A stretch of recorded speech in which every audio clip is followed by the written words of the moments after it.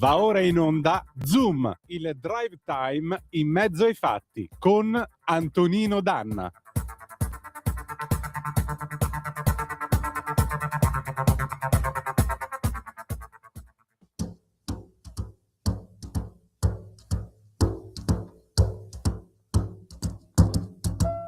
Fly me to the moon, let me play among the stars, and let me see what spring is like on Jupiter and Mars. In other words, hold my hand. In other words, baby, kiss me. Fill my heart with song and let me sing forevermore. You are all I long for, all I worship and adore. In other words, please be true.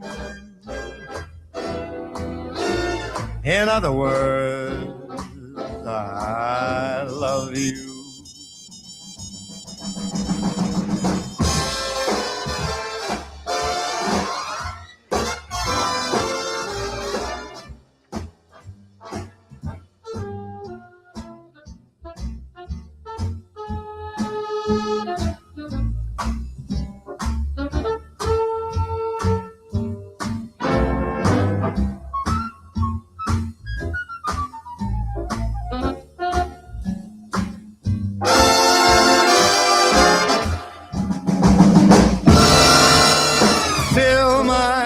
With song, let me sing forevermore.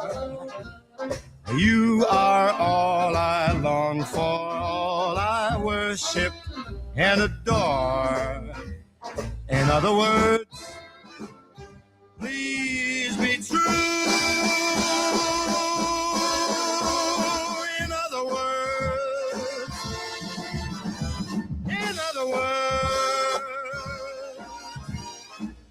I love you. Buonasera Antonino, a te la linea. Buonasera a te, cara Natalia, amiche e amici miei, ma non dell'avventura, uno spaziale buonasera. Siete sulle magiche onde di Radio Libertà. Questo è Zoom, il drive time in mezzo ai fatti, puntata numero 1166. Io sono Antonino Danna e oggi è giovedì 2 aprile del 1968. Poi vi spiego perché. Cominciamo la nostra trasmissione, vi ricordo, date il sangue, in ospedale serve sempre. Salverete vite umane, chi salva una vita umana salva il mondo intero. Secondo appello radiolibertà.net. Fesso chi non lo legge perché vi perdete un bellissimo giornale online dove ci sono liberamente il direttore responsabile Giovanni Sallusti, gli autodafè di Giulio Cainarca, la rassegna stampa di Semivarin, videopillole e molto altro ancora. Radiolibertà.net is the place to be. 340-670-9659 se volete essere dei nostri attraverso la Zap o WhatsApp, che dir vogliasi. 0292947222 se volete intervenire per telefono. Il brano con cui abbiamo cominciato in omaggio al lancio di Artemis 2 e Frank Sinatra, lo zio Ciccio Sinatra come lo chiamava la buonanima di mio padre. Fly Me to the Moon 1964, fammi volare verso la luna. E infatti i nostri 4 eroi sono nello spazio, lanciati a una velocità assurda verso la luna. Perché dicevo il 1968? Perché questa missione porterà i 4 astronauti, sono 3 americani e un canadese, dal lato della faccia oscura della Luna, ma molto più lontano di quanto ci arrivò la missione Apollo 8 l'8 dicembre del 1968, ed è rimasta quella missione nella memoria collettiva di tutti per 2 motivi. Il primo perché si vide quest'alba terrestre per la prima volta, oltre al fatto che l'uomo vide il lato oscuro della Luna che nessuno aveva mai visto fino ad allora. E poi perché mentre sorgeva la Terra, il comandante della navetta spaziale, della capsula, cominciò a leggere, e fu un momento veramente emozionante, la Genesi. E cominciò a leggere il libro della Genesi, e fu qualcosa che è rimasto nel cuore di tutti quelli che hanno seguito questo evento. Vi dico la verità, io ieri ho fatto nottata, ho visto il lancio sul canale della Fox su YouTube. Qualcuno dei nostri ascoltatori mi ha detto che l'ha seguito attraverso varie pagine Facebook, perché la Rai non ha pensato di fare una diretta, eppure voglio dire, non sarebbe costato tanto telefonare ad Alberto Angela, figlio di quel Piero Angela, quel gigante chiamato Piero Angela che raccontava i voli negli anni 60 insieme a Tito Stagno, e mi onoro e ho orgoglio nel ricordare questi due giganteschi professionisti davanti ai quali io sono il nulla sottovoto spinto. E voglio dire, potevano chiamare Alberto Angela, potevano chiamare, che ne so, Luca Parmitano e Samantha Cristoforetti a commentare questo lancio. Voglio dire, credo che avrebbero svolto una bellissima funzione di servizio pubblico, che la Rai però ieri sera non ha voluto offrirci. In compenso, il TG1 ieri sera ha aperto dando come prima notizia la debacle della nostra nazionale. Chi se ne frega della nazionale nel momento in cui c'è un presidente degli Stati Uniti che dice che una guerra che peserà sulle nostre vite per i prossimi anni a venire forse sta arrivando a un cessate il fuoco. Ma comunque ognuno fa il proprio mestiere come vuole e naturalmente dà la sua gerarchia delle notizie. Detto ciò, vi dico la verità, io mi sono molto emozionato al momento del countdown, perché i 4 motori del razzo che ha spinto Artemis fuori dalla Terra sono dei motori che erano utilizzati sugli shuttle. Quando io ero bambino negli anni '80, mio papà ogni tanto mi portava il regalo dalle sue missioni per conto dell'ENI, dei giocattoli. Un giocattolo a cui sono rimasto molto affezionato da piccolo era questo modellino a retrocarica dello shuttle.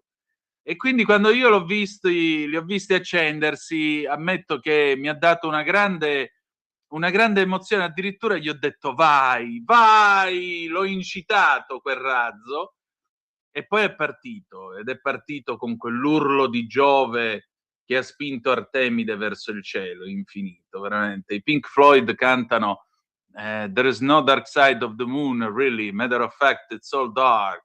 Non c'è alcun lato oscuro della luna, in realtà è tutto buio. Non è vero, c'è un puntino lucente, quel puntino lucente è la capsula Orion che in 10 giorni riporterà il sogno dell'umanità tra le stelle. Dico 1968, ma l'ultima missione che ha portato gli esseri umani oltre l'orbita bassa terrestre fu l'Apollo 17 nel 1972, che fu peraltro l'ultima missione del glorioso Apollo. Bene, dopo questo momento che arriva dritto appunto dalla primavera del 1968, noi adesso però abbiamo lui, implacabile come sempre, Pierluigi Magnaschi. Vai pure, Natalia.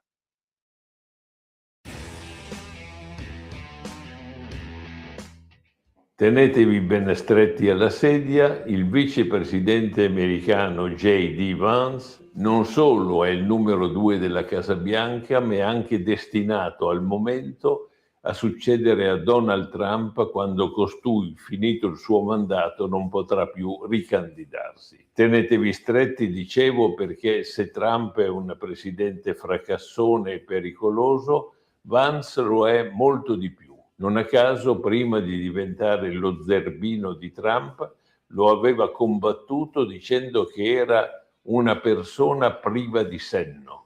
Adesso, per togliere Trump dagli impacci, Vance dice che il presidente USA è stato tratto in inganno da Netanyahu, che gli aveva descritto la guerra all'Iran come una passeggiata. Vance, facendo questa osservazione, vuole assolvere Trump dall'errore commesso. Ma se il capo della nazione più potente del mondo, che ha tecnologie di controllo satellitari che scoprono persino un ago in un pagliaio, Se addirittura questo, per capire il rischio Iran, ha bisogno di reggersi su Israele, vuol dire che gli USA di Trump sono un gigante con i piedi d'argilla.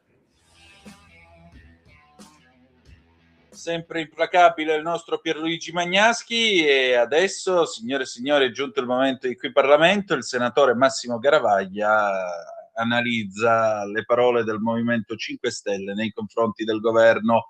Vai pure Natalia, grazie.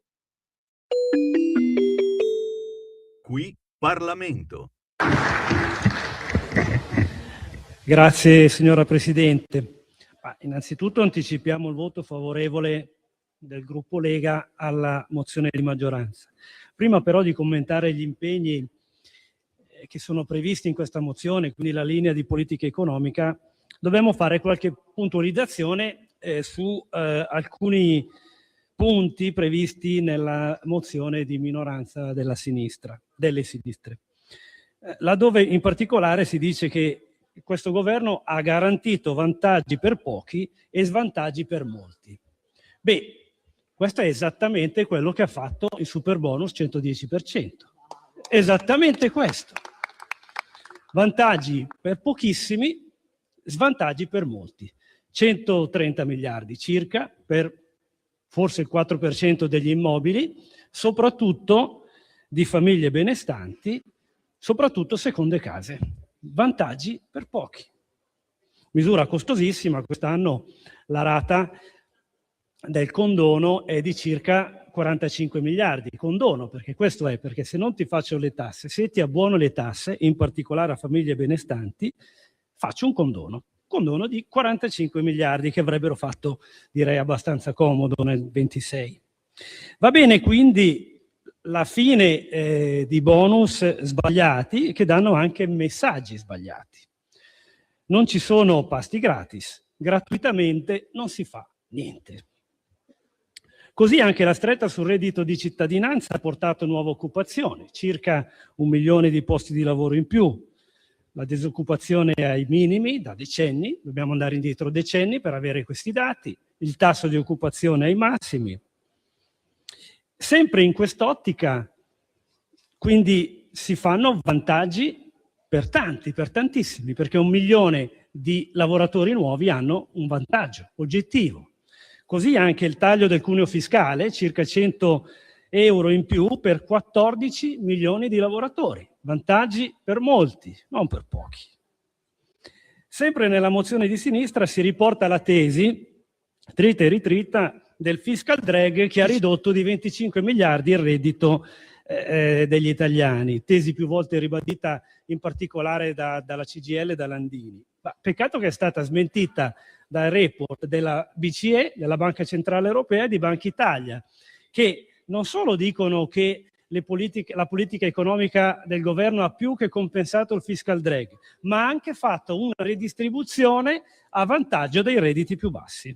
Vantaggi per molti e soprattutto per chi ha più bisogno.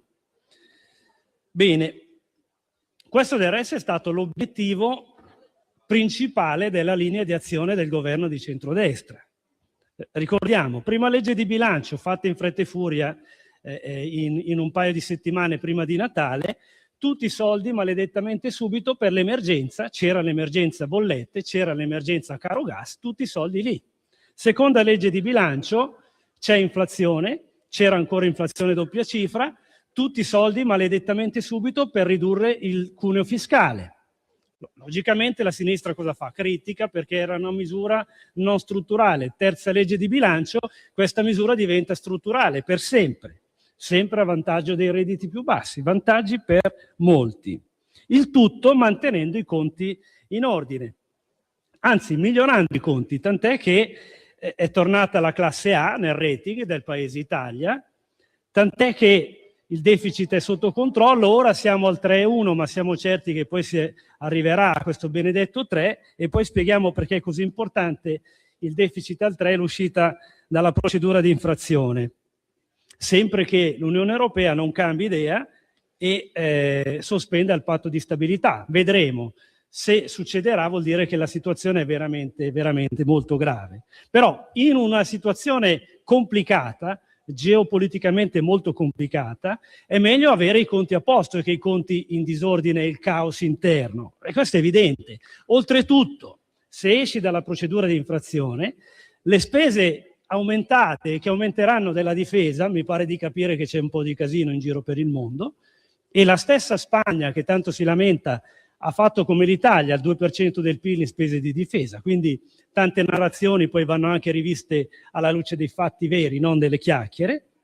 Ebbene, la spesa per la difesa è fuori dal deficit e quindi si salva spesa sociale e spesa sanitaria. Questo è il principale obiettivo della legge di bilancio di quest'anno. Risultati quindi in politica economica decisamente positivi, che la coalizione cosiddetta del campo largo, che va da Bonelli, Fratoianni, passando per il PD e 5 Stelle, semplicemente se li sogna. Infatti, come avete coperto in legge di bilancio le vostre mirabolanti proposte? Ma semplicemente tagliando i sussidi ambientali dannosi, cioè aumentando le accise sui carburanti e aumentando il costo dell'energia. È esattamente quello che chiedete di fare al contrario adesso in questa mozione. Allora, è incredibile, nel senso letterale del termine, non credibile. Sono azioni non credibili. Uno deve essere conseguente. Non può proporre una cosa e poi fare degli emendamenti che dicono l'esatto opposto. Vabbè. Ma veniamo quindi alla sostanza. Vedremo adesso che coperture proporrete. Abbiamo in Commissione Finanze qua da noi il primo decreto accise, ne seguirà un altro che arriva in settimana, un decreto fiscale, e lì avrete la possibilità di fare i vostri begli emendamenti, fare le vostre proposte e proporre delle conseguenti coperture, perché non siamo in momenti di scostamenti. Per ora non siamo in momenti di scostamenti, ogni misura deve essere semplicemente coperta. Ovviamente non potrete più mettere l'aumento delle accise, l'aumento del costo dell'energia, perché non mi pare proprio il momento. Del resto il Movimento 5 Stelle lo voleva già fare nel Conte 1, ma la Lega gliel'ha impedito, perché nel Conte 1 i 5 Stelle volevano alzare le accise del gasolio, portare a livello della benzina già nel 2019, ma gliel'abbiamo impedito. Vedremo quindi quali saranno le vostre proposte di copertura, però conoscendo un po' la vostra visione di politica economica è anche facile fare una previsione con nuove tasse. Del resto, qual è il governo, l'ultimo governo che ha aumentato l'IVA? Beh, Letta, il PD con AVS. Qual è il governo che ha messo l'IRAP, la tassa rapina sulle imprese? Prodi, il PD con AVS. Quindi la vostra soluzione è abbastanza semplice. C'è un problema, metto una tassa. Ma in una situazione così complicata, e la geopolitica oggi è particolarmente complicata, servono serietà, nervi saldi, concretezza. La politica estera oggi è fondamentale. Ebbene, cosa fa il cosiddetto campo largo quando si parla di politica estera? Si divide in 3, 4, 5 posizioni diverse. Pensiamo alla politica energetica, all'energia, così importante e fondamentale. Dobbiamo riprendere e fare produzione interna, dobbiamo dare un'accelerata sul nucleare. La stessa Unione Europea, con tempi biblici, però, ha fatto un'inversione a U su questo. Proprio oggi l'Unione Europea ha iniziato a fare una prima modifica sugli ETS, la tassa sul carbonio, sulla CO2. Vedremo poi cosa farà in seguito.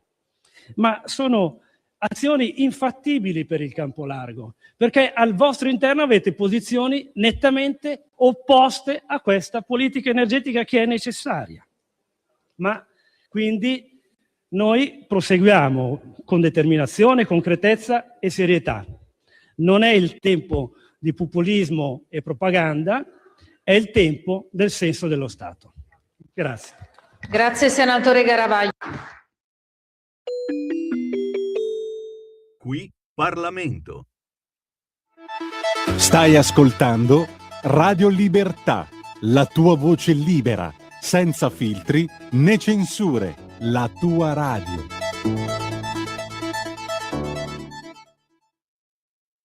Lo amiamo perché ci offre sempre le cose più buone e naturali. Linea Alberto Acerbis. Problemi respiratori, tosse, raffreddore, tosse secca, tosse grassa.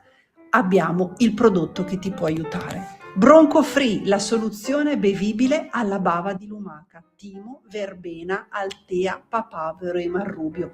Un insieme di erbe e di prodotti che aiutano a sciogliere il catarro e a favorirne l'espettorazione in maniera naturale. La tosse è un meccanismo espulsivo naturale che il nostro organismo mette in atto quando all'interno delle nostre vie respiratorie entrano virus, entrano batteri, entrano sostanze che il nostro organismo ritiene dannose.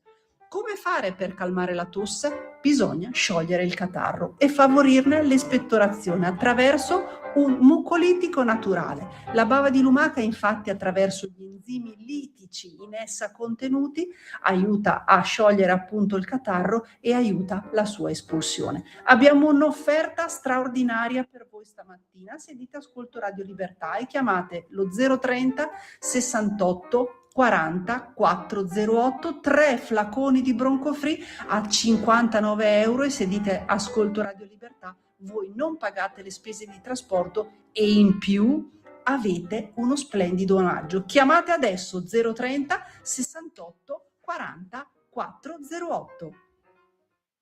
Di nuovo a te la linea, Antonino.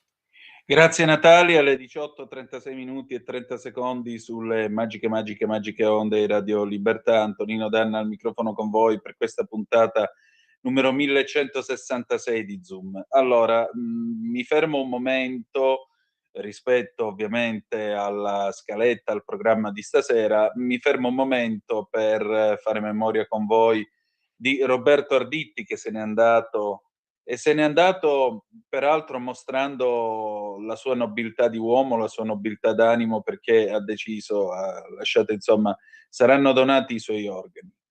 È un gesto che io ho sempre considerato di estremo altruismo, è un gesto di estrema nobiltà. Mi ricorda molto un altro giornalista che ha lasciato anch'egli un'impronta importante, solo però nel mondo dello sport e non solo, era Beppe Viola. Anche lui, quando morì poco più che quarantenne nel 1982, fece donare i suoi organi e tante persone oggi vivono grazie a lui. Per cui anche qui, vedete, si parla tanto male dei giornalisti, di quello che sono. I giornalisti, noi siamo una razza semplicemente di testimoni e alla fine siamo tutti anonimi. Nel 2080 nessuno parlerà di noi chiamandoci per nome, però saremo noi con le nostre testimonianze a fornire la base di lavoro per gli storici che racconteranno questo tempo così convulso. Proprio perché in un tempo così convulso, così pieno di balle, così pieno di fesserie, c'è bisogno di qualcuno che cerca di fare il più possibile un'informazione onesta. Roberto Arditti è uno di questi testimoni e lo ha mostrato con la sua carriera professionale. Io vi invito a leggere il ricordo che è sul sito della radio e mi permetto di aggiungere alle varie voci che lo salutano quest'oggi anche la voce della nostra Maddalena Baldini, che sapete cura Mangiamondo e che riavremo presto in trasmissione. Lei ha scritto questo pensiero, mi ha autorizzato a leggerlo, quindi mi permetto di riferirvelo. Ciao Roberto, i saluti sono sempre leggeri quando si ha la certezza di rivedersi e tali voglio che siano anche stavolta, o almeno voglio provarci. Grazie per il tuo spessore professionale fatto di parole vere e concrete, ma sempre attente e rispettose. Grazie per la tua acute e brillante intelligenza che sapevi regalare in ogni circostanza. Grazie per i consigli, le lezioni di vita, grazie per i momenti milanesi trascorsi assieme in una città che stava prendendo nuove forme.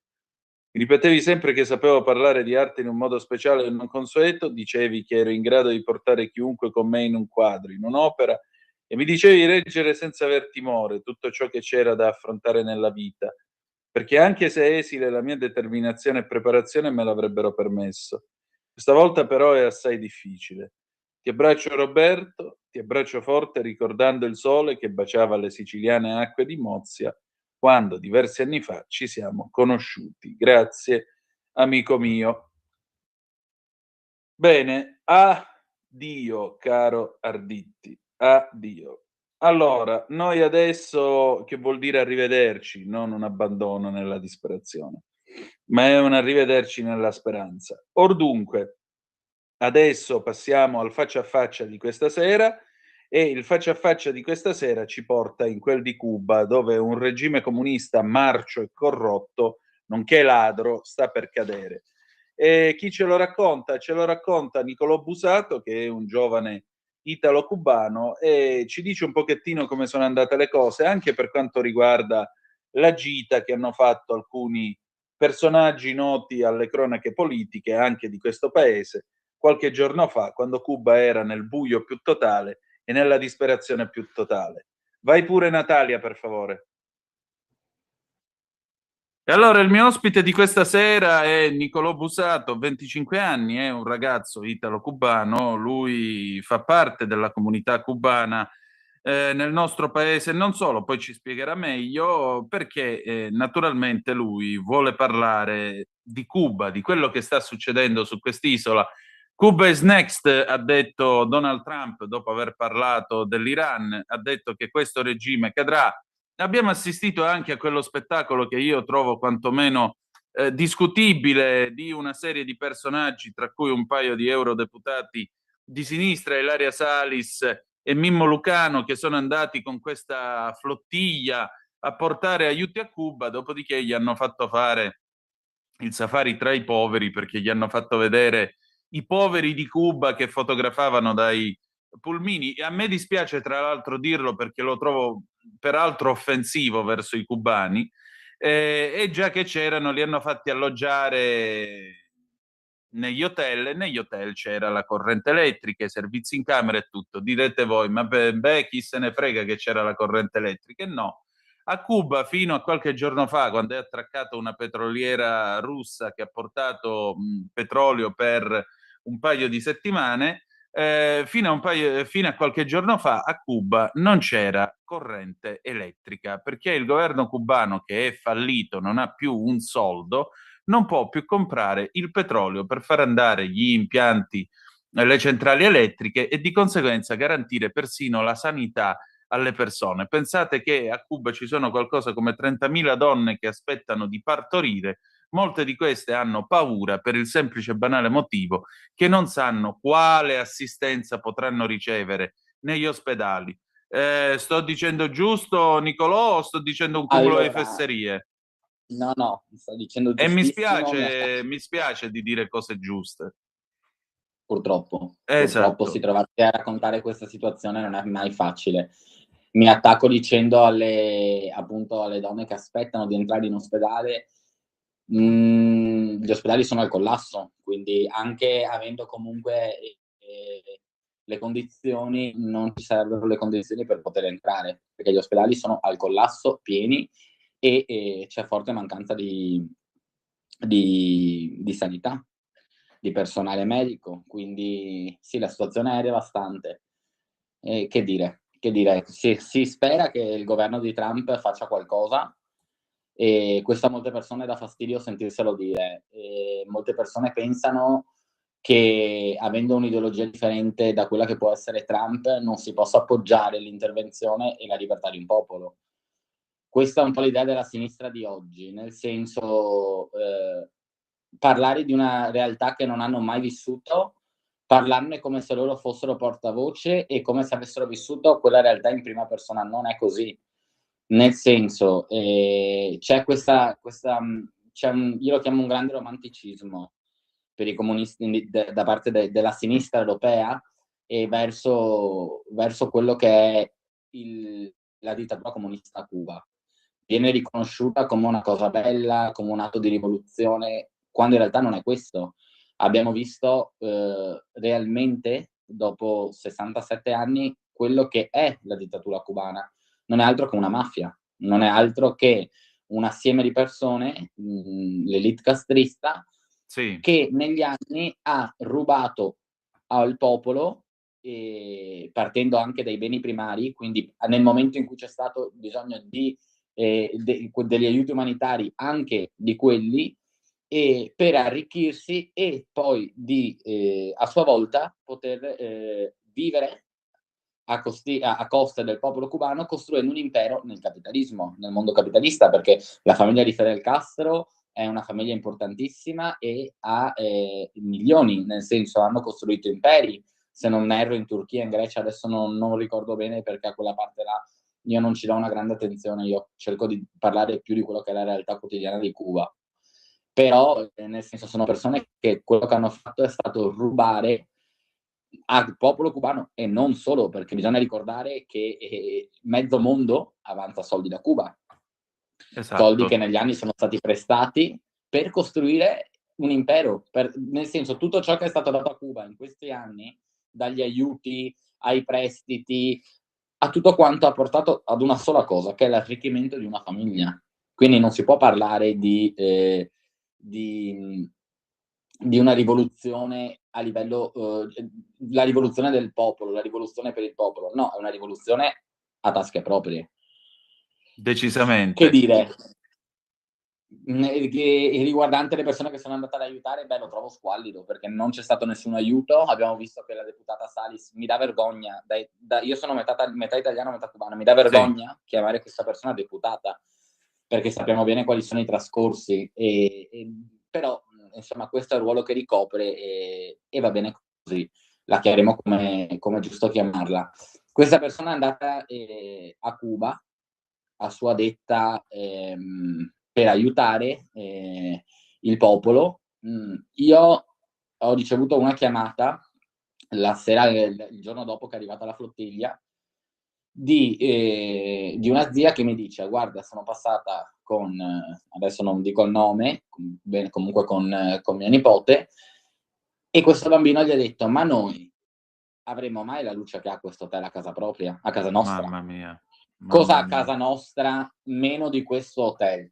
In una Cuba al buio, in una Cuba dove, oltre ad avere un buio dentro i propri cuori, dentro la propria mente, c'è un buio reale, cioè le persone veramente non vedono più speranza. Adesso l'unica speranza che abbiamo e che hanno è Trump. E anche chi è comunque predisposto a un'ideologia di sinistra dice: non importa chi arriva, noi siamo sempre stati, Cuba non è mai stata dei cubani, partiamo da là, se non alle origini, ok, agli indigeni, lo sappiamo, è storia. Però in questo momento quello che il popolo vuole è la libertà. Quindi la libertà, la dignità, sapere che una persona si sveglia la mattina, va a lavorare e va a riempire le pance dei propri figli, dei propri genitori con quel lavoro, non le tasche o le pance di uno stato mafioso.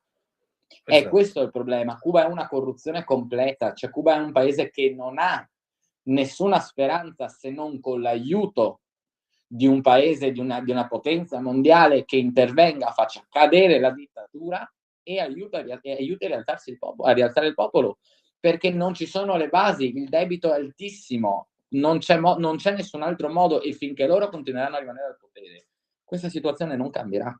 Non cambierà perché hanno degli interessi da portare avanti e da mantenere, e la posta in gioco è molto alta, non la vogliono lasciare, non la lasceranno mai se non spinti.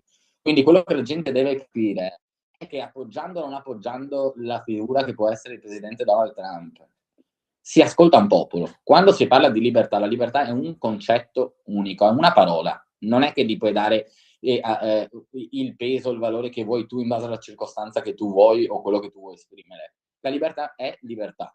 Nel momento in cui tu da sinistra parli di libertà, come fai a non riconoscere l'esigenza di un popolo? Come fai ad andare nella terra di questo popolo portando degli aiuti che sai che andranno benissimo, anche quelli nelle tasche della dittatura, stando in hotel di lusso e andando con la benzina che teoricamente dovrebbe mancare, che è da anni che dicono che manca?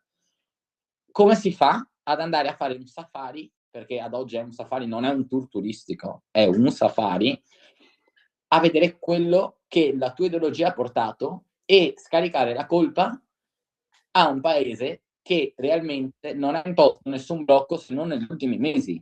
Perché questo è il risultato di non essere deputati, secondo me. Cioè, nel senso, se tu studi, tu sai benissimo, cioè tu sai benissimo, adesso ho perso il filo, Cioè, Tu sai il fatto benissimo... Sì. Sì, mi dica. No, appunto, lei sai benissimo cosa. No, sì, stavo dicendo, da eurodeputato tu dovresti sapere benissimo la differenza tra un embargo e un blocco totale. Nel senso, quello che è stato fatto dagli Stati Uniti d'America è imporre delle sanzioni dopo che è arrivato un criminale e ha espropriato a famiglie i propri beni, a banche i propri interessi e i propri soldi, e ha fatto da un giorno all'altro sloggiare qualunque opposizione, rendendo Cuba un paese sotto una dittatura, perché nel senso non si può descrivere in altro modo. Tu sai benissimo che la colpa non è di quel paese là, è quello che loro hanno fatto passare per anni e dove si sono difesi, potendo giocare sul fatto che ad esempio in Europa ci sia questo romanticismo verso la sinistra, avendo vissuto noi una dittatura di destra nella seconda guerra mondiale. Sì, quella di Quindi Batista.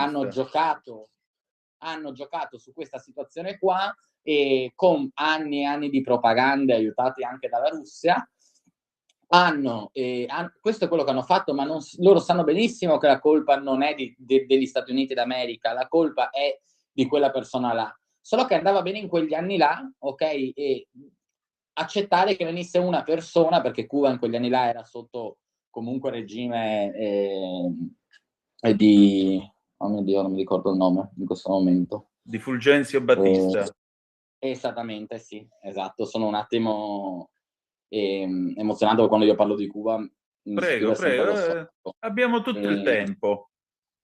Esattamente, e quindi ovviamente c'era una differenza in quello che erano le classi sociali, come la possiamo vedere anche oggi in Italia e in tutti i posti, perché questa idea di che tutti stanno bene, tutti stanno uguali, è un sogno che non regge, cioè nel senso, si sa benissimo che non può essere così, però differentemente è quando c'è un intero popolo che non ha più accesso ai beni primari come acqua, come sanità, come lavoro, come dignità, cioè non ha accesso a niente di tutto ciò, perché c'è questa dittatura che si appropria di tutto quanto.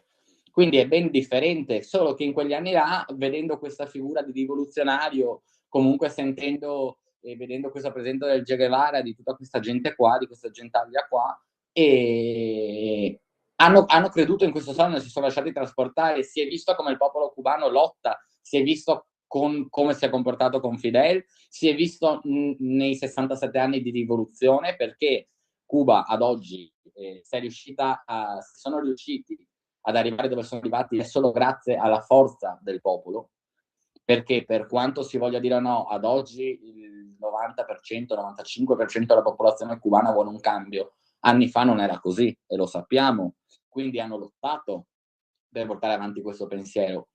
Ad oggi arrivano a dare questi frutti. Io le dico, la nonna di mio marito, un giorno insomma l'anno scorso che era andato, era di mia abitudine andare a fare colazione con lei a casa sua, e mi ha detto: sai Nicolò, ad oggi, anche se qualcosa cambierà, anche se ci siamo resi conto di aver appoggiato una dittatura, di aver appoggiato una mafia, io non potrò morire tranquilla, anche se vedrò quel cambio, perché io sulle spalle ho il peso di aver portato e di aver creduto per 67 anni a dei mafiosi, invece che vedere la realtà della mia famiglia e di dove questa dittatura ci sta morendo. Quindi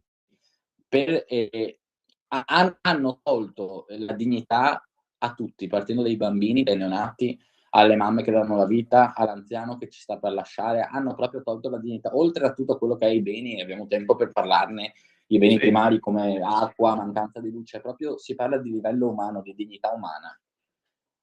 Cioè hanno portato a spegnere la luce di non so quanti cuori, tralasciando poi tutto quello che è successo, quindi i morti che porta il bacino della Florida, i morti, lo stretto della Florida, i morti per mano dei campi di concentramento, perché ci sono stati anche campi di concentramento, molta gente questo non lo sa, fatti da Che Guevara. I vari morti per fame, perché a Cuba bisogna ricordare che non ci sono solo le morti dei balseros, ogni morto a Cuba per mancanza di igiene, per virus, per mancanza di assistenza medica, per povertà, per fame, è una morte in più che la dittatura ha sulle spalle. Perché è impossibile pensare che avendo un debito così alto non siano mai riusciti ad alzare l'economia, a cambiare Cuba. È impossibile, sono stati dati troppi soldi. Quei soldi non hanno portato a nessun frutto, ad oggi non c'è frutto se non agli hotel per arricchire le tasche di Castro, perché gli hotel appartengono comunque a loro. C'è l'immagine, c'è il nome, per esempio può essere la compagnia Meliá, c'è il nome, però gli hotel, i soldi vanno in tasca a loro. Quindi, cioè, nel senso, è chiaro e lampante che di tutti questi soldi dati non c'è stato nessun frutto. Se guardi loro, che zitti e nascosti, in giro per il mondo hanno creato fortune, imperi, ti rendi conto dove sono andati quei soldi là. E nel momento che tu hai un'ideologia diversa, tu devi riconoscerla. Devi riconoscere il fatto che la tua ideologia differente non ti deve portare a volere la morte di un popolo, perché nel momento in cui tu difendi la dittatura e la colpa degli Stati Uniti, tu stai volendo la morte di Cuba. Non stai volendo nient'altro che quello. Tu non stai facendo il bene per Cuba.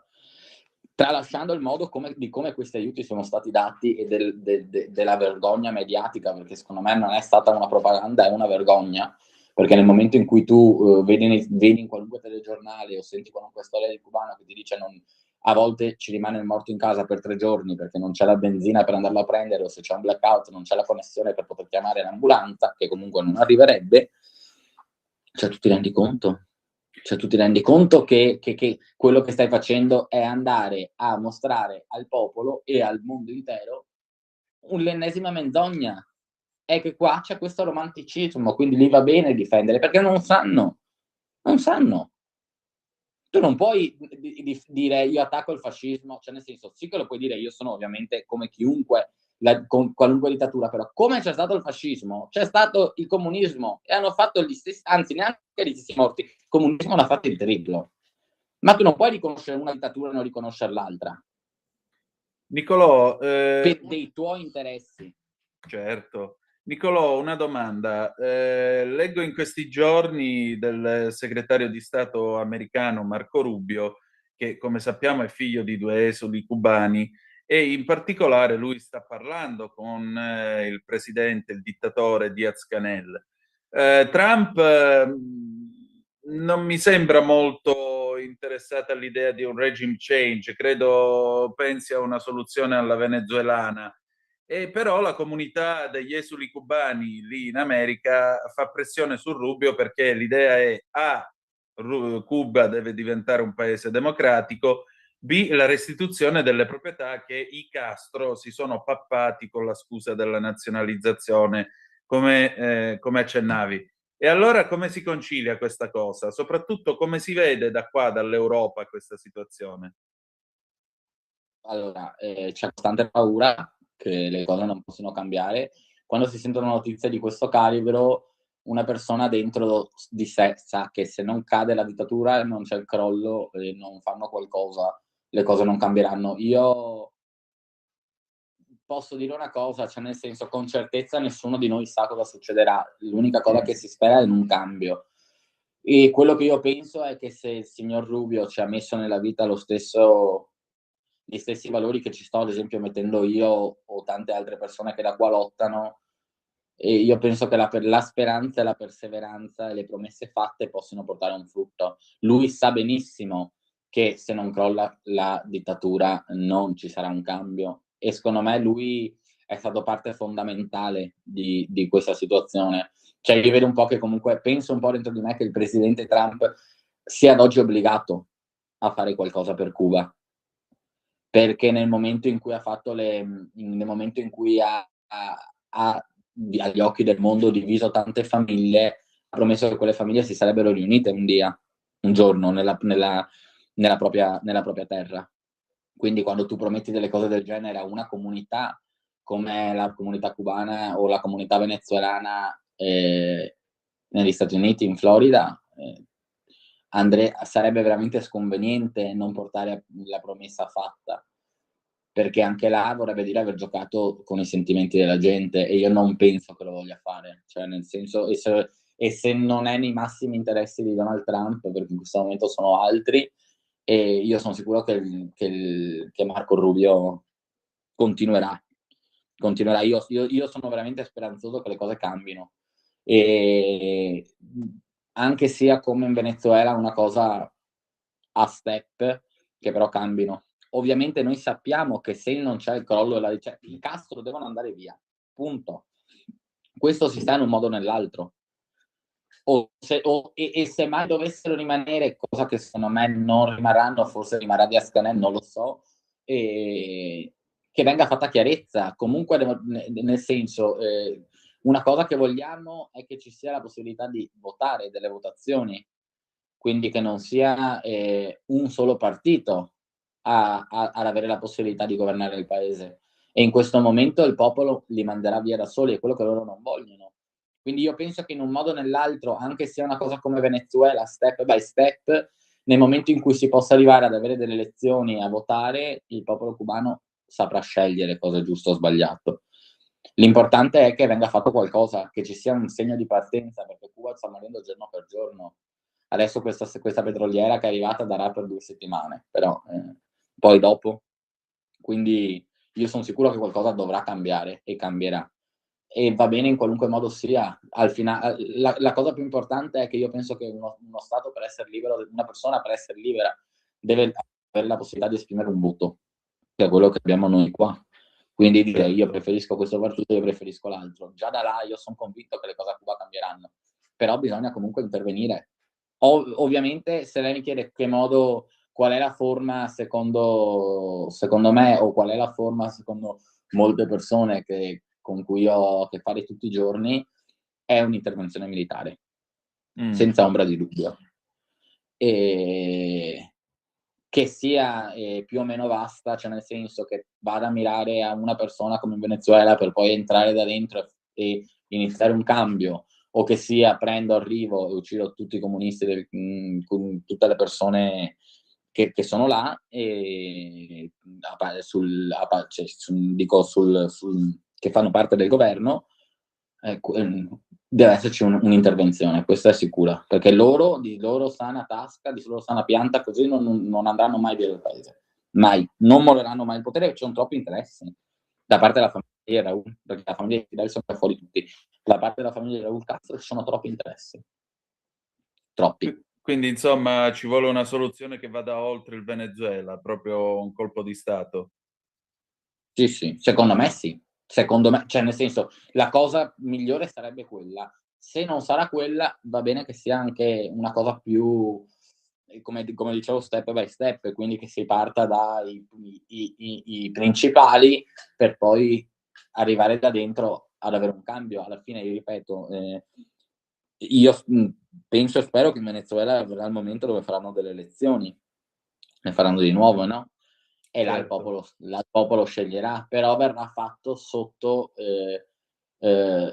con delle elezioni chiare, non verranno occultati i voti, non verranno, per Cuba sarà una novità, perché poter votare un partito che è diverso da quello che fino ad oggi ha governato sarà totalmente diverso. In Venezuela ci sono state le elezioni e molti venezuelani sanno che per quanto hanno votato sono state truccate. Per Cuba sarà un po' differente, però io penso che nel momento in cui comunque verranno fatte delle elezioni chiare, loro se ne andranno via. Certo, cioè non c'è altra opzione.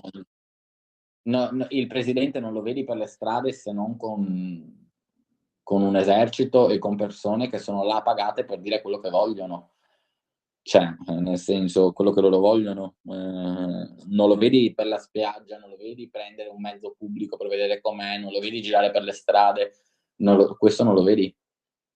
Cioè non potrebbe, come un nostro politico, camminare davanti a Palazzo Chigi tranquillamente, perché lo assaltano, lo uccidono. Cioè la maggior parte delle persone a Cuba lo vuole morto, e non solo a Cuba, ci tengo che sia chiaro.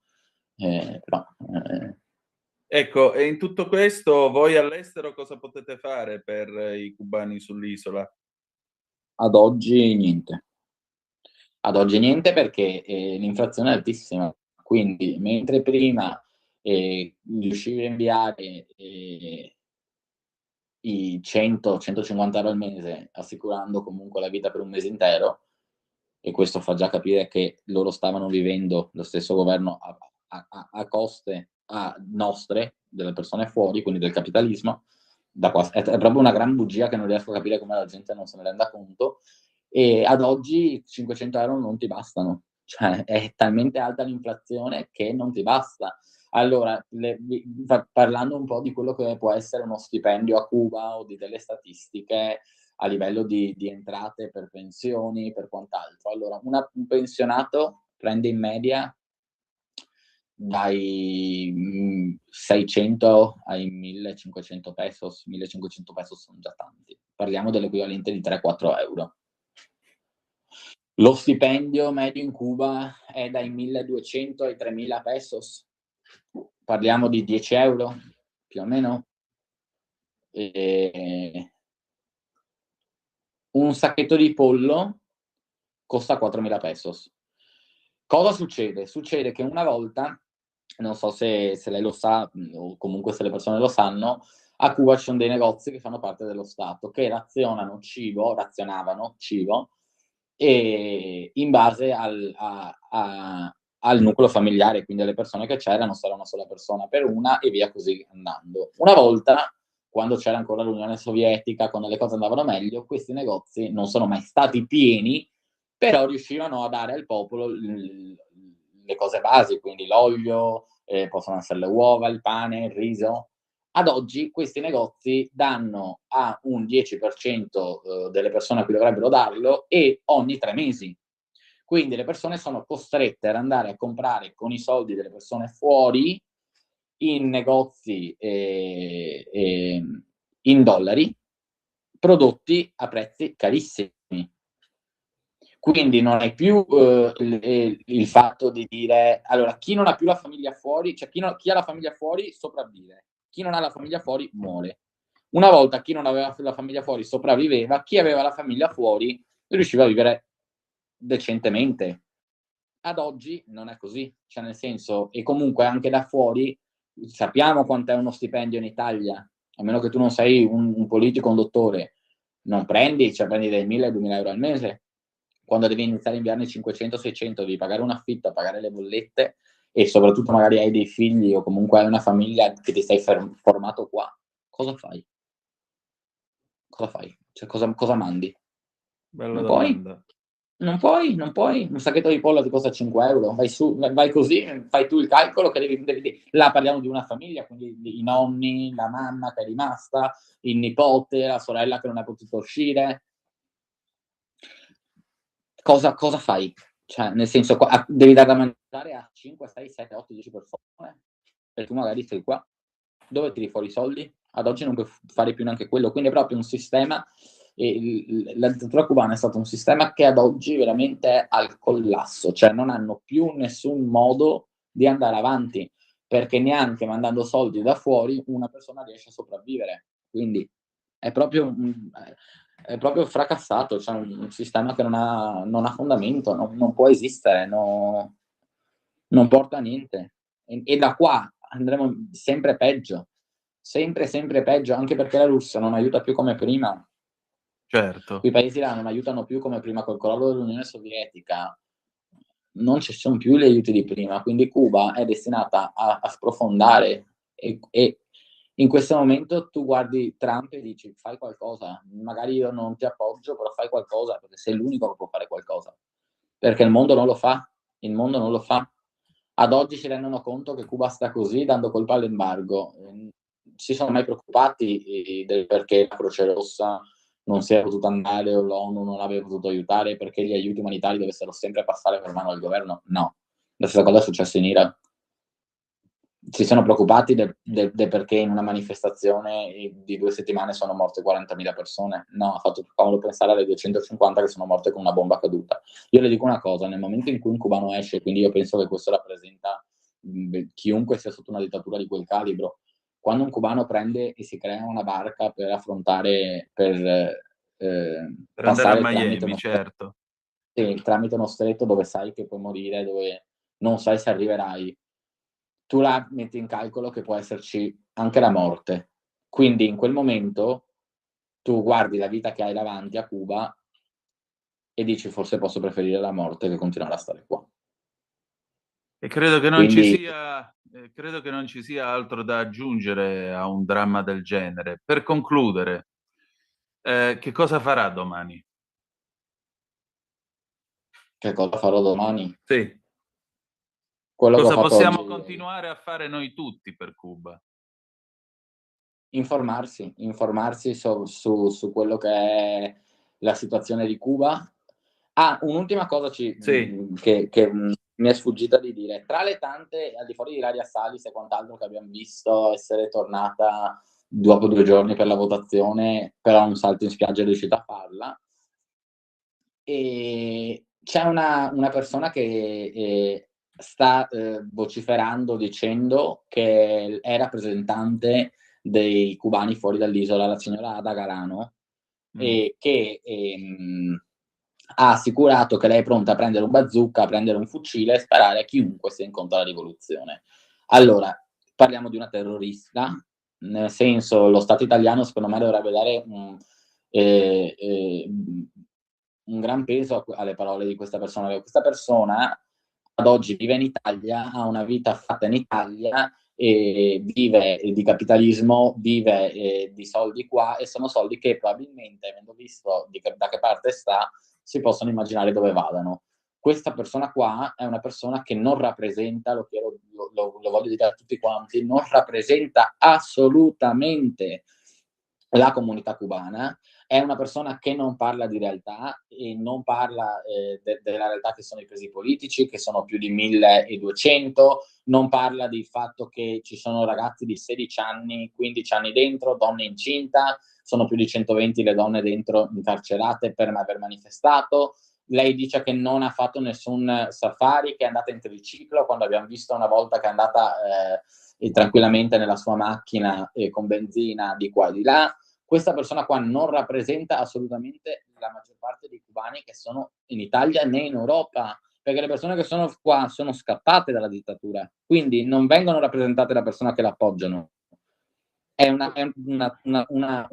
idiozia, una falsità a livello immenso. Non ascoltate persone di quel calibro. Questa persona è probabilmente un'altra persona che fa parte di quello che è l'infiltramento che hanno fatto nei vari stati. È una persona a cui non bisogna dare fiducia, è una persona malissima, brutta persona, che si è data questa posizione di rappresentante della comunità cubana e della diaspora cubana. Non è così assolutamente, non date adito a questa persona, è falsa e cattiva.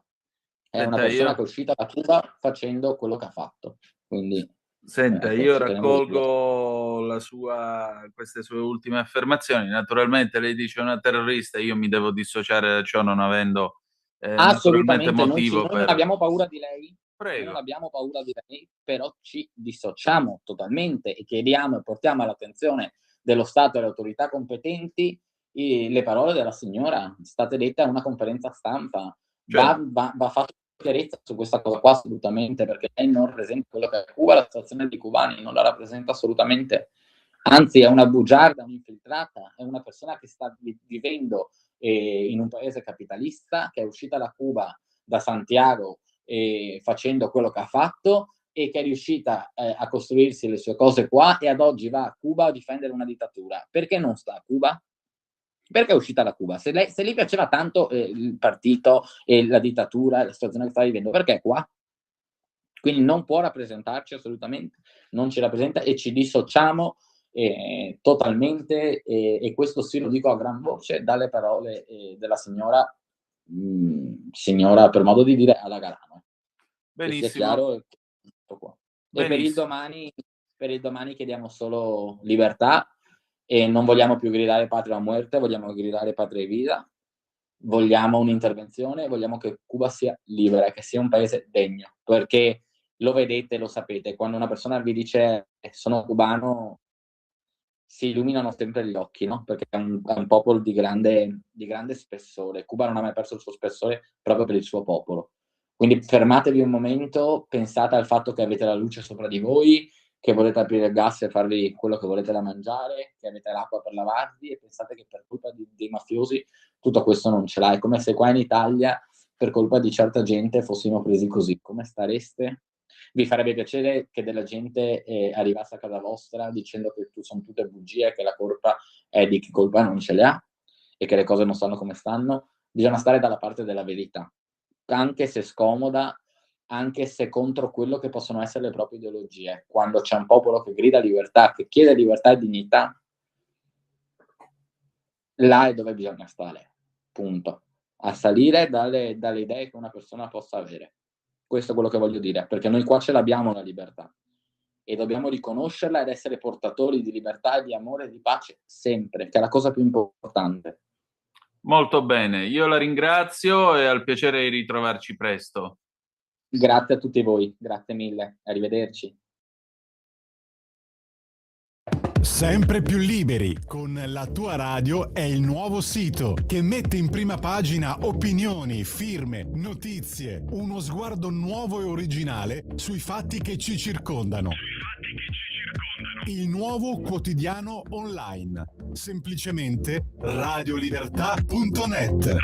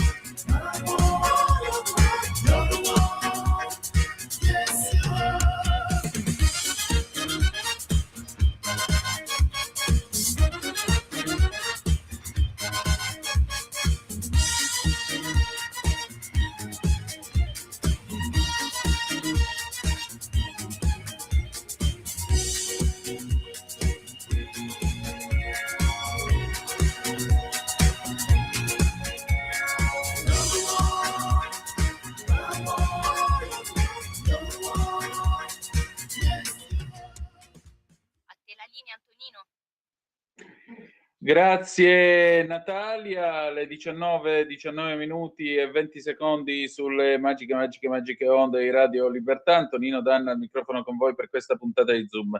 Una precisazione, avete sentito il nostro gradito ospite Niccolò Busato fare alcune affermazioni su Ada Golano. Io non ho il piacere di conoscerla e in particolare, già che ci siamo, sono affermazioni che restano all'autore di tali dichiarazioni. Io e naturalmente questa emittente ce ne dissociamo perché non entriamo in questa vicenda né tantomeno ci mettiamo a fare discussioni di questo tipo. Detto ciò, però, è giunto il momento, niente po' di meno che di In attesa di giustizia, i casi dell'avvocato De Filippi. Va ora in onda In attesa di giustizia, casi irrisolti a cura dell'avvocato Claudio De Filippi. Una vita da mediano, lavorando come un riali, anni di fatiche, botte, vinci casomai mondiali. Caro avvocato, buonasera. Bene. Sì, tutto a posto, grazie. Direi che ci siamo quasi. Allora, intanto saluto tutti i radioascoltatori. Io sono con un vecchio cellulare BlackBerry, quelli vecchi come me, che però hanno una diciamo, viva voce meravigliosa. Cosa mi dici dell'ospite di stasera? Che lo stiamo aspettando al telefono e dovremmo averlo tra poco. Vediamo se Natalia riesce. Volevo fare una sorpresa, se posso. Io sì. Qui in studio, per caso, ho una vecchia amica, nonché associazione con cui collaboravo, che se è possibile volevo presentare in radio, se tu me lo permetti. Prego. Siamo in viva voce e dimmi tu, Antonino, se posso procedere. Prego, prego.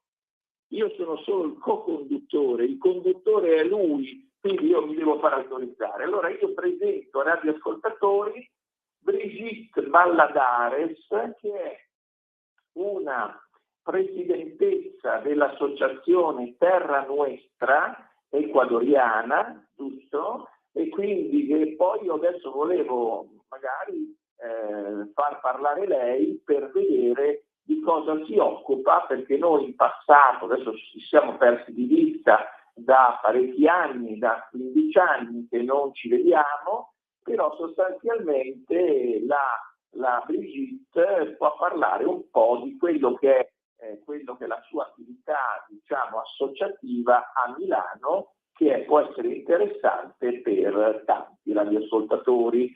Passo la parola a Brigitte. Sì, un attimo solo per dire all'avvocato che il nostro ospite è già in linea. Buonasera Brigitte. Sì, vabbè, però allora scusami Antonino, facciamo una cosa di questo genere, facciamo una presentazione brevissima di Brigitte, certo. Poi magari se tu sei d'accordo la possiamo rinvitare in un'altra trasmissione. Ma certo, prego Brigitte. Prego. Sì, buonasera, sono Brigitte Valladares, presidentessa dell'associazione Terra Nuestra delle donne immigrate, che dal 2005 lavora in tutto Milano e dal 2014 siamo nella Casa delle Associazioni del Comune di Milano. Lì abbiamo la nostra sede, diciamo, presso tante altre associazioni che lavorano per le comunità diverse di tanti altri paesi. Quindi noi lavoriamo aiutando tutte le donne in tutte le diverse situazioni vulnerabili, sia nel problema della famiglia, sia nel problema anche per minori, in aspetto civile, penale, e con tanti avvocati, tra quello è il dottore De Filippi. Benissimo. Allora, avremo il piacere di risentirci presto e sarà nostra gradita ospite, va bene? Sì, ok, noi siamo anche in associazione Terra Nuestra, abbiamo Instagram e Facebook. Sì. Quindi ci trovano tranquillamente Terra Nuestra delle donne immigrate. Eccellente, grazie. Grazie a voi. Buona serata. Buona serata a lei. Allora, avvocato, chi è l'ospite di questa sera? Intanto la nostra gradita amica sarà ospite nelle prossime puntate. E quindi fondamentalmente tu poi andrai là. Avvocato? Ecco, Eccoci, mi sa caro che Antonino, l'avvocato mi ce lo sono sa. allontanato Sì, un secondino. Eccomi. prego, prego. Allora, chi è il nostro gradito ospite di stasera? Allora, il nostro ospite è il presidente dell'associazione per Famiglie Unite per i bambini, per i minori, e io penso che lui sappia meglio di me un po' presentare il suo lavoro in associazione e quant'altro, se in linea. Buonasera al presidente Nicolò scusate, al presidente Nicola Saluzzi, prego. Buonasera a tutti, sono Nicola Saluzzi e sono vicepresidente dell'associazione Papà Separati APS, è una delle più antiche di associazioni di questo tipo, e siamo collegati in rete con tantissime altre associazioni sul territorio nazionale, tra cui anche quella delle Famiglie Unite per i bambini strappati, i genitori, eccetera. Ce ne sono davvero ormai tante di sigle. Noi abbiamo istituito un comitato che raccoglie alcune di queste l'anno scorso per fare l'iniziativa di legge, la proposta di legge di iniziativa popolare per la bigenitorialità. Stiamo portando avanti lo stesso discorso riveduto e corretto perché, come avrete saputo, l'iniziativa di legge non è andata in porto perché le 50.000 firme sono un compito molto molto arduo. E cosa facciamo noi? Siamo, come dire, in contatto un po' con tutta questa rete per mettere a punto il nuovo testo di una proposta di legge che andrà probabilmente, speriamo, nella prossima legislatura a questo punto, o comunque entro la fine di questa.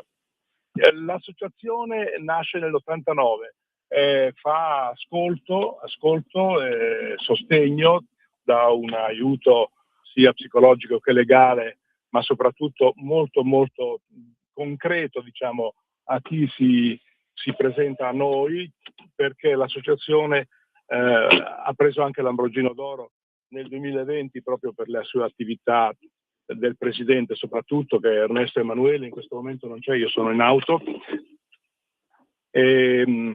L'associazione ha fatto un sacco di iniziative. Alcune di queste più recenti è quella del 19 marzo davanti al Tribunale della Famiglia di Milano, con interventi piuttosto importanti, con avvocati che sono passati di lì perché era proprio l'ingresso del Tribunale che si occupa di famiglia.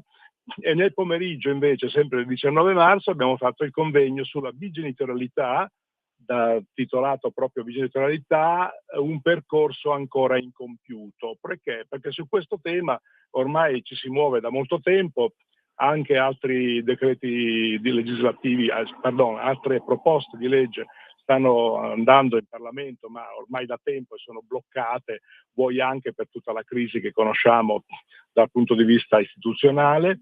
E comunque su questo tema abbiamo parlato per anni e anni e anni, perché dopo la legge 54 sull'affido condiviso sembrava che fosse ormai normale che ci fosse un'applicazione del principio di bigenitorialità, e invece tutto questo non solo non è applicato, ma è disatteso o addirittura messo da parte spesso da alcuni tribunali, che, come sapete, i tribunali viaggiano un po' per fatti loro, non tutti hanno lo stesso protocollo, no? Quindi il giudice ha l'autonomia di decidere se applicare o meno una norma o comunque interpretarla. E da questo punto di vista i nostri associati, ma anche quelli che si avvicinano e che non si associano però sentono il bisogno di comunicare e di confrontarsi, vedono in questo discorso una trappola praticamente, perché si dice la bigenitorialità, ormai l'affido, eccetera, eccetera, e poi alla fine invece si trovano con tempi lunghissimi per le cause, mai applicata la pari diritto e dovere, diciamo, dei genitori nei riguardi del figlio, che non è solo un problema di frequentazione, di tempi di frequenza, ma è proprio una questione di sostanza. e riguarda anche ovviamente l'aspetto psicologico e l'aspetto economico. Tutto questo bisogna sapere che non è un problema solo dei genitori che si separano e che vivono il conflitto e a volte in modo molto, molto contrastato, ma vivono, trasmettono tutto questo problema ai figli. Cioè chi veramente viene danneggiato da questa mancanza di norme, diciamo comunque mancanza di applicazione delle norme, sono i figli, perché vivono traumi che poi si manifestano sul comportamento, sull'allontanamento scolastico, sulla difficoltà di concentrarsi, a volte addirittura finire nel bullismo. Insomma, i figli sono il vero diciamo quelli che sono maggiormente fammi qualche altra domanda, che sono in un'auto con un traffico e sto cercando di districarmi. Prego. Ti volevo fare una domanda a proposito di quello che stai dicendo. Io sono molto sensibile all'argomento, spesso e volentieri con Antonino in trasmissione abbiamo un po' dei temi che coinvolgono i minori, perché anch'io ho questo conflitto per mia figlia e quant'altro. Ma volevo chiederti proprio questo. Allora, quando c'è una situazione di incomunicabilità tra i genitori, uno dei due non vuole comunicare con l'altro, e allora quando c'è una situazione di che il tribunale appunto poca attenzione dà alle ragioni dei padri, come associazione voi cosa consigliate rispetto ai genitori, perché ci sono stati dei genitori che adesso poi mi hanno contattato, padri separati ovviamente, che dicono ecco, questa è la domanda: cosa consigli come presidente o vicepresidente dell'associazione rispetto a quei padri che non riescono più a parlare con i loro figli perché a volte ci sono alienazioni, ci sono situazioni di ostative da parte di uno dei genitori? Consigli sempre di insistere, nei dovuti modi ovviamente, per una comunicazione con i minori o anche i maggiorenni, una volta diventati maggiorenni, e poi che cosa consigli da un punto di vista legale, pur tu non essendo un legale, ma un'associazione che ovviamente si avvale di altri avvocati? Beh, la questione ovviamente va vissuta a seconda delle condizioni, del personaggio, di chi si presenta, se il figlio è grande o piccolo e se l'alienazione è recente, soprattutto se si può documentare. Ecco, questa è la cosa che noi consigliamo, perché quando ci sono, qui entriamo anche nel discorso del capitolo false accuse, molto spesso l'alienazione non viene vissuta, non viene percepita dal giudice, anche se vengono trasmesse in modo molto chiaro le denunce, ma noi consigliamo al papà separato, quando questa cosa è insistente e il conflitto continua, di documentare, possibilmente anche registrare. E fino a qualche tempo fa gli avvocati ci dicevano che non era legale, non era il caso, insomma era un po' pericoloso. Invece ultimamente il video, la registrazione eccetera è servita moltissimo, in alcuni casi devo dire hanno evitato il carcere. Insomma, noi abbiamo persone che hanno veramente lo dico per il pubblico che poi può interpretarla come dire quasi come una cosa un po' volgare, nelle mutande tutte la sera e tutte le notti questo uomo, questo nostro amico, ha avuto per mesi il cellulare acceso. Solo così ha evitato di andare a finire davvero a gambe all'aria, cosa che già stava facendo da tempo, perché non c'era modo di far capire all'avvocato, al giudice soprattutto, che queste erano accuse false, che l'alienazione era in atto e i due figli vivevano un terribile trauma da cui non si poteva uscire, perché poi lui non riusciva più a comunicare con i figli. Essendo piccoli, preadolescenti, avevano interiorizzato perfettamente ciò che voleva la mamma, e quindi per lui era difficile, perché che ovviamente il bambino piccolo non ha cognizione di quello che viene preso, come dire, per oro colato, ciò che dice la mamma in molti casi, se non si hanno argomentazioni. Ecco, il cellulare è stato la sua salvezza, la registrazione è una cosa che consigliamo, questa, di prendere nota sempre di tutto ciò che accade, perché molto spesso per motivi di timore, per non dare più traumi di quelli che già vivono al piccolo, che magari è in presenza in quel momento quando si litiga, eccetera, non si reagisce, naturalmente non fisicamente, intendiamo anche dal punto di vista verbale, non si hanno reazioni, si subisce e la cosa va avanti in questi termini. Invece con la documentazione, prendendo nota di quello che accade, sicuramente va in una direzione più facile da gestire. Che cosa consigliamo? Di stare sempre molto schisci, cioè di non arrabbiarsi, di lasciar perdere la rabbia, di usare toni pacati e comunque di insistere. L'avvocato, se non è in grado di prendere in mano la situazione, si deve cambiare, non perché bisogna essere rabbiosi e come dire,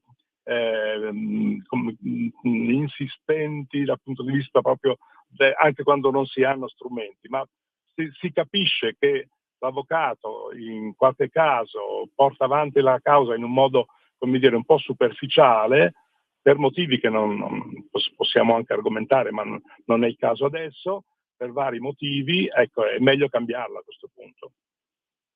Ecco, caro e poi c'è sempre un un'altra supporto psicologico fondamentale comunque. Tocchi non solo chi è vittima di accuse ingiuste, ma anche chi, ti dicevo, appunto, non riesce proprio a vedere i figli anche in assenza di motivazione. Non vede i figli, punto, e basta. Non c'è motivo, non è che c'è un motivo grave. Cosa consigliate di fare in questo caso? Sempre stare in contatto col figlio, abbandonarlo, un'altra condotta? Nel modo più assoluto, il figlio va mai abbandonato, perché va sempre cercata una via di dialogo comunque, perché il figlio è sempre figlio e il fatto che lui sia al mondo non è certamente scelto da lui. Quindi il dialogo per forza bisogna averlo, anche quando bisogna tirare giù rospi e mettere da parte la rabbia e insistere su questo, magari con un supporto psicologico, perché al figlio si può arrivare al dialogo non più in modo diretto, perché a volte non si riesce, soprattutto quando si è arrivati magari all'età dei 17, dei 18 anni, cioè dopo l'età dell'adolescenza o in età d'adolescenza, quando evidentemente tutto il suo bioritmo e le sue relazioni, parlo del figlio, sono in grosse crisi, in grosse difficoltà.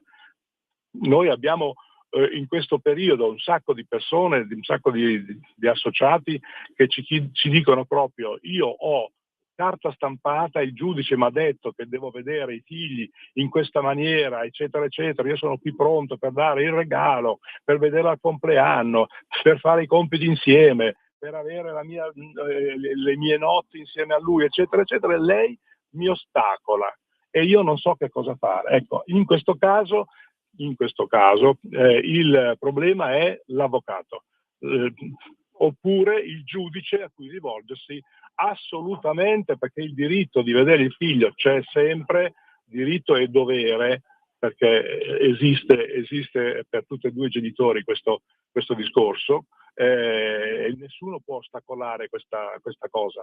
Il fatto che succeda non ci deve limitare a stare fermi e non agire. Bisogna andare dal giudice e continuare a insistere perché si applichi quanto è stato stabilito nella sentenza, scusa.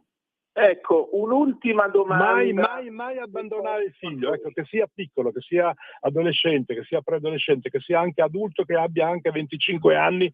Io so di persone che stanno laureandosi, non vogliono vedere il padre, lo vivono solo come bancomat perché sa che deve pagare la retta. Ecco, è brutta questa cosa, ma comunque non va abbandonato, perché poi con la documentazione che uno riesce a mettere in una cartella, prima o poi il figlio la vedrà, la leggerà, la sentirà e capirà probabilmente, però mai disperare, ecco, secondo me, e questo lo dicono anche gli amici psicologi, insomma, non mai mollare, ecco. Ecco, sono perfettamente d'accordo con te, caro Presidente, i figli non vanno mai lasciati, anche se ci sono molti padri che per disperazione mollano, purtroppo. Ultimissima cosa, se posso, Antonino, fare l'ultima domanda. Prego. E abbiamo avuto qui Tacet consentire videtur. Ai giudici che parlano latino sono gli avvocati, perché ormai neanche i preti. Dicevo, abbiamo avuto in trasmissione il dottor professor Camerini, Giovan Battista, il quale ci ha illustrato appunto certo. Le conseguenze a cui tu cennavi, delle conseguenze di figli, figlie che non hanno più rapporti con uno dei genitori, spesso il padre. Ecco, da questo punto di vista la vostra associazione cosa consiglia di fare anche da un punto di vista di relazioni di psicologi, psichiatri e quant'altro? Allora, il professor Camerini è un amico dell'associazione e quasi sempre ai nostri convegni, l'ultimo del 19 marzo in Regione Lombardia, insieme ad altri esperti, tra cui il professor Magnaci, l'avvocato Mazzola, l'avvocato Piazza, il dottore pediatra, il dottor Vezzetti, l'avvocato Lanciavecchia, insomma persone a noi vicine che come Camerini ci danno un supporto molto molto molto importante. Io sono d'accordo con Camerini di non mollare mai, non solo lui ovviamente lo dice, ma come tecnico neuropsichiatra infantile direi di attenerci scrupolosamente alle indicazioni di una persona così autorevole. Noi a volte prendiamo iniziativa e scriviamo. Io mi sono permesso più di una volta di andare a parlare con l'assessore del comune, di un comune della provincia, qualche altra volta con delle mail, con delle telefonate, facendo pressione perché l'avvocato fino a un certo punto può muoversi. Lo psicologo a volte, vuoi per motivi di costo e di tempo, non è facile che lo segua il nostro associato perché non tutti sono disponibili da questo punto di vista, anche se hanno bisogno. Dire che è sostenuto, che è seguito dall'associazione, e in questo caso la carta intestata serve, perché non faccio nomi, ma alcuni comuni hanno ricevuto da me una richiesta di chiarimenti, e l'approccio che prima avevano con il separato, che andava a lamentarsi che l'appuntamento era sparito, non vedeva da un mese o due il figlio e non gli davano l'appuntamento per rivederlo, eccetera, eccetera, cioè, tutta una serie di ostacoli che mettevano ingiustificati, per niente proprio per nessun motivo giustificati. Bene, è cambiato completamente il registro, cioè il fatto che era seguito dall'associazione e in un modo anche formale, naturalmente in modo garbato, come si dice, formalmente garbato, ha messo in condizione di essere come dire, seguito in un modo un pochettino più attento e con maggiore attenzione, ma soprattutto con maggiore precisione nel dare gli appuntamenti. Ed è stato interessante questa cosa. Sono comuni importanti dell'area di Milano e qualche volta anche alcuni municipi di Milano dove ci sono i servizi sociali che, come sappiamo, purtroppo, lo dico, veramente purtroppo, hanno sempre questa maternal preference, come direbbe anche Camerini, e non solo, per cui l'atteggiamento è, ma se lo dice la mamma è perché ci sarà un motivo.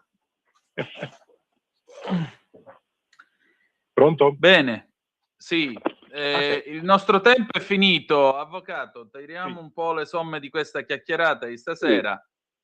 Allora, tu sai, intanto ringraziamo il Presidente Saluzzi, noi abbiamo sempre un grande interesse per il mondo minorile, per le questioni di diritto di famiglia e quant'altro.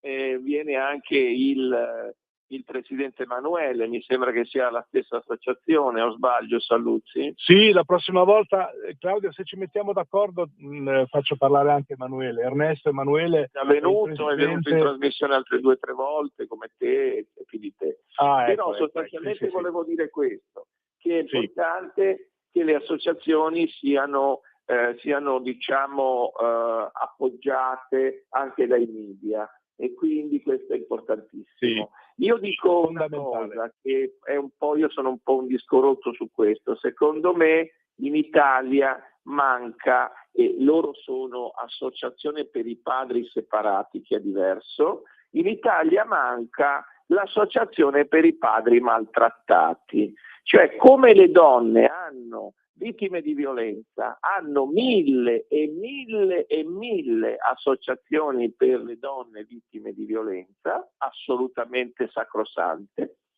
così i padri hanno diritto alle associazioni per i padri vittime di violenza, perché è diversa la violenza. Di solito potrebbe esserci anche dei casi di donne che picchiano gli uomini, succedono, ci sono, eccetera. Ma è una violenza psicologica. Cosa dici su questo aspetto? 2 parole, se posso chiedere? Certo, ci sono e sono tanti questi casi, davvero sono tantissimi. Io ne ho prova quotidiana. Potrei farvi alcuni esempi o addirittura far partecipare alcuni di questi nella prossima occasione.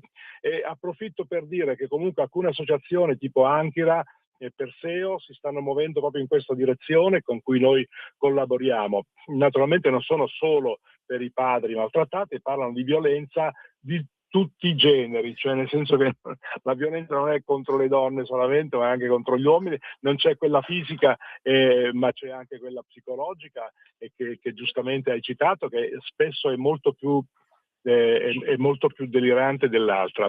Approfitto per un attimo solo per dire che dopo tanto lavoro, il convegno alla Regione del 19 marzo scorso ha dato come esito il compendio dei contributi che vengono inseriti in un libro bianco della bigenitorialità, che abbiamo mandato a tutte le istituzioni il 31 sera, per stare dentro la data che avevo promesso a tutti.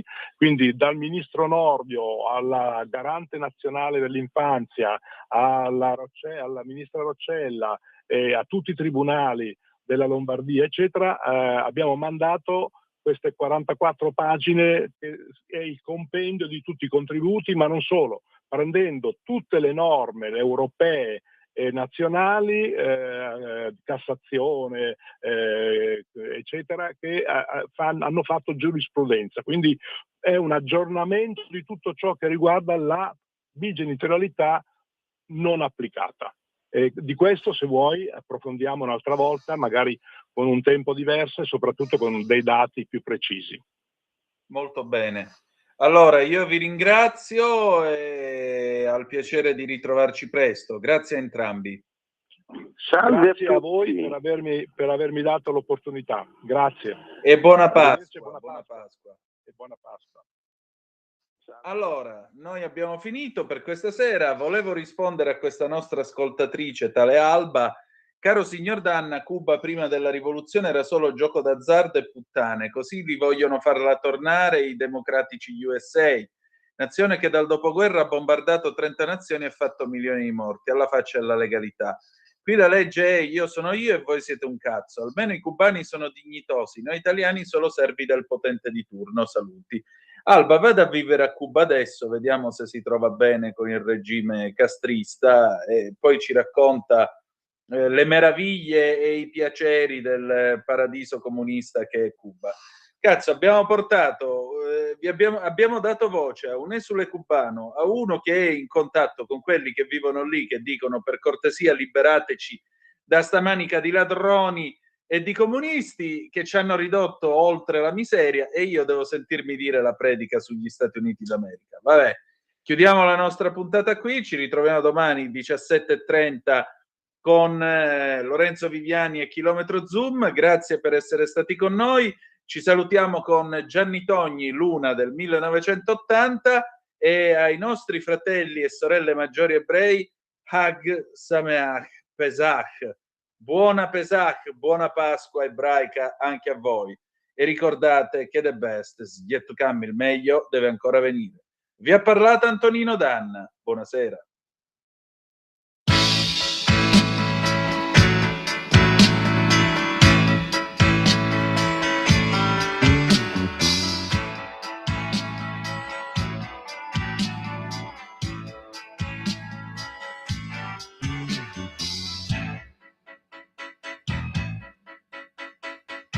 E guardo il mondo da un oblò, mi annoio un po', passo le notti a camminare dentro un metro, sembro uscito da un romanzo giallo, ma cambierò, sì cambierò. Gettano arance da un balcone, così non va, tiro te calci ad un pallone, e poi chissà, non sono ancora diventato